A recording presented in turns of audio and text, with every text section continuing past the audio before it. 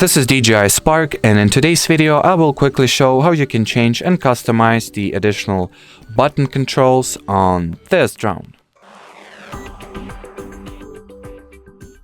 So in the beginning you will need to enter the camera view of the DJI Go 4 app. Next, launch settings by tapping at those three dots you'll find at the top right corner of the display.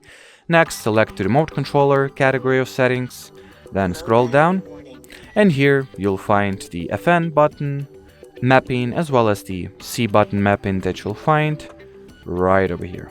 This one, I guess. Yep, this is the button. Now just press here and select what you would like for those buttons to do. So let's reassign the FN button to show us the battery information, and the C button will assign with, well, AE lock or arm lock, for example.